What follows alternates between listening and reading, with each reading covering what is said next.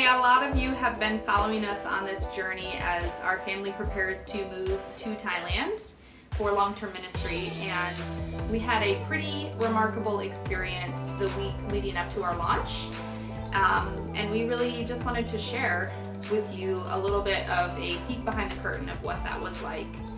So most of you have been following us and know that this has been something that's been on our hearts for almost 11 years now. The desire to move overseas, particularly to Thailand for long-term ministry, and that option kind of became available over the last 2 years, and we've aggressively pursued it. It all kind of culminated with our mission organization releasing us to move at the end of June 2020. So we were amped up, super excited, ready to go, and then at the start of July, we thought we would be moving, and Thailand reopened their borders, but only to a select few groups of people, which we found out we were a part of because of the visa type that my husband was applying for. So there was tons of different hoops that we had to jump through, lots of research that was required. It literally took us 2 months to gather all of the research, gather the documentation, get all the paperwork, apply for this, apply for that, find repatriation flights to get on, find a quarantine hotel that was willing to accommodate our family size and that wouldn't separate us when we got there, and all of these little details. Like, it was a full-time job for both me and Nick to try to get all that information together. And you know, a lot of the information was completely in Thai, so I'm using Google Translate to try to figure out what it actually says and what I need to know. And a lot of the places I'm corresponding with are in Thailand, and there's an 11-hour time difference. So I'm now working late into the night, sometimes till 3 or 4 in the morning Cincinnati time, so that I could correspond with people in real time and get the information I needed. One of the things that we had to do as part of returning to Thailand was our entire family was required to get tested for COVID-19 in such a way that the results would arrive within 72 hours of our departure time. So our flight out of Chicago. Our flight out of Chicago was scheduled for Thursday evening, September 3rd. So we determined that there was a place that was willing to test all 6 of us and would give us results in 24 hours. And so by that metric, we needed to get tested on Monday, the 31st of August. So we all went in, we got tested, it was over and done with. We went and celebrated our bravery at Chick-fil-A afterward, and we thought, okay, that's it. We have one more hoop, which is a doctor reads all of our negative results and signs off on us being fit to fly, and that also needed to take place within the 72-hour window prior to our flight, and that was kind of the final hoop. So fast forward to Tuesday morning, I'm sitting with 2 of my kids on the couch, kind of wrapping up my quiet time with the Lord, and I get the call from the nurse at the clinic where we had done our testing. I'm fully expecting her to say, "You're all negative, congratulations, have a safe trip." And instead she says, "I'm so sorry to have to tell you this, but 2 of you tested positive for COVID-19. And I thought she was pulling my leg at first. Why? I don't know. Nobody would ever do that. But I said, "What? What do you mean?" And she said, "You know, I can't tell you who the other adult was, but it was not you. And I can tell you it was your daughter Mariah, who is 5. And I was like, "Are you serious? How is this possible?" You know, one of the really difficult decisions that Nick and I made as we prepared to launch was that because of the risk of exposure, and because it's so finicky and people can be asymptomatic and pass it along, we felt like the risk was significant that it could derail all of our plans if any of us had COVID. And so we kind of needed to make the hard choice to not see a lot of our friends before we left. And that was really difficult for us to decide that. And now we're being told that 2 of us have it anyway after being so cautious. So a lot of thoughts went through my head. You know, how does this impact our family? We also live with another family. How does this impact them? Like, we don't have a door separating our unit from their unit, and Did we pass it on to them? Did they pass it on to us? Like, what's going on here? And I just felt like I was in the twilight zone a little bit. And I said, I don't know what to do. I'm kind of panicking a little bit here because this has huge implications. We've invested a ton of money into our flights and into our quarantine hotel already. And I don't know in this short amount of time if they will allow us to move those things without penalty. And not only that, but if anybody does really have COVID-19, like, what are the health implications? Nobody has symptoms right now, but does that mean it's possible that in the next few days they could start to show symptoms and that, you know, we could end up having to be quarantined as a family because people are sick? And then how long do we need to wait before we can apply again? How long do we need to wait before we retest again? And next time we test, will 2 different people have positive results? And all of these things were swimming through my head. And I asked her, you know, how possible is it that we got 2 false positives? And I knew what she was going to say before I even asked the question, but I had to ask. And she said, yeah, the type of test that you guys got is highly sought after because of its accuracy. So it is extremely unlikely that in a group of 6, 2 would have had false positives. And she said if it was only one of you, I would consider that as a possibility, but it's unlikely. And I think she just felt really bad having to be the one to tell us that. And so I got off the phone with her, immediately went and told Nick. We kind of sat there just dumbfounded, like, what do we do now? This impacts everything. This is Tuesday morning, and we are supposed to be leaving in 2 days. We're supposed to be getting in the van to drive up to Chicago Thursday morning to fly out that night. What does this information mean?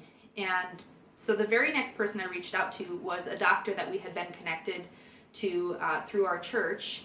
And I just texted him and said, SOS, we just got our results back and 2 tested positive. It's not possible. We have been so careful and nobody has symptoms.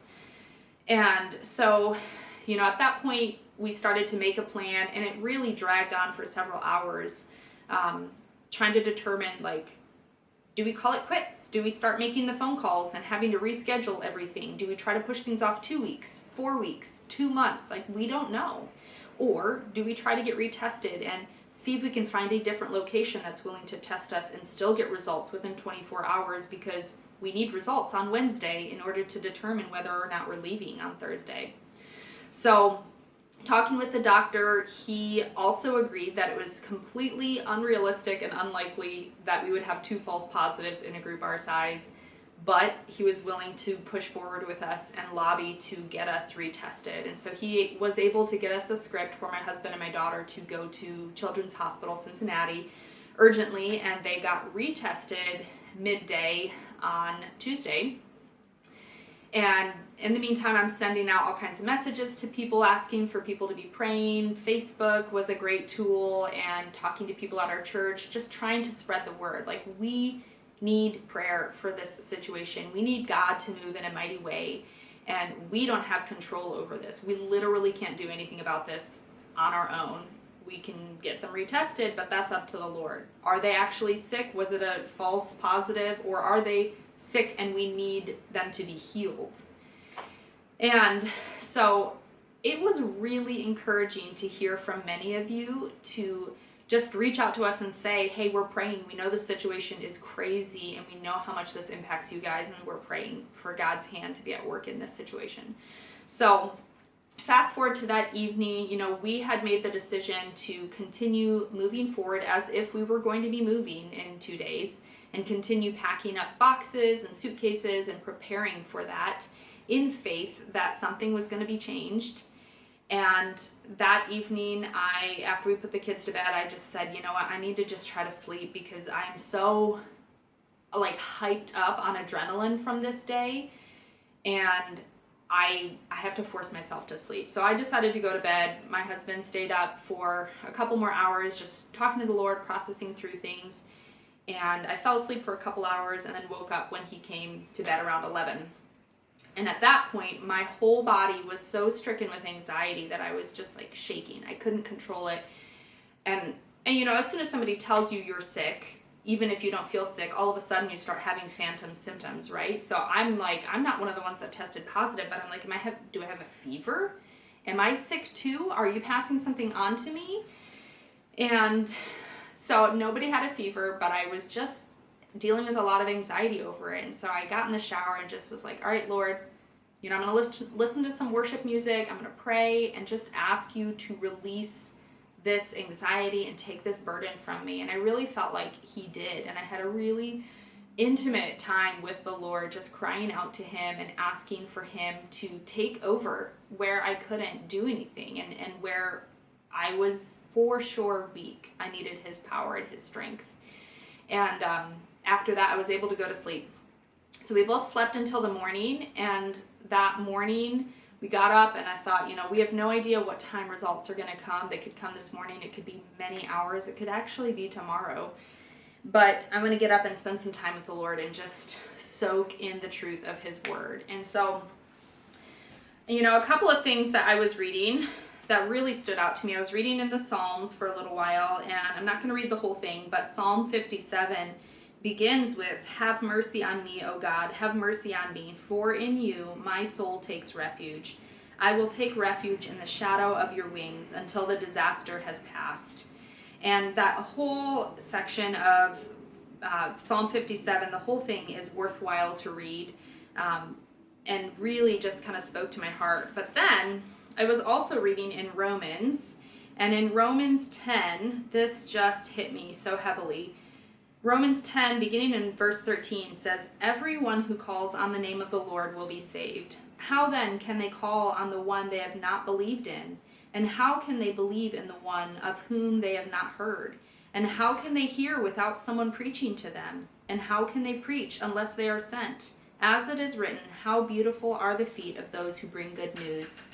And as I was reading that, I just had silent tears coming down my face, because I felt like, yes, we know that God has called our family to the mission field in Thailand. We feel that, we know it with confidence. So he will have to be the one to make it possible. And he will have to be the one. He has to be the one to fix these results right now. So at that point, the phone rang, or actually it didn't ring. It was, no, it did.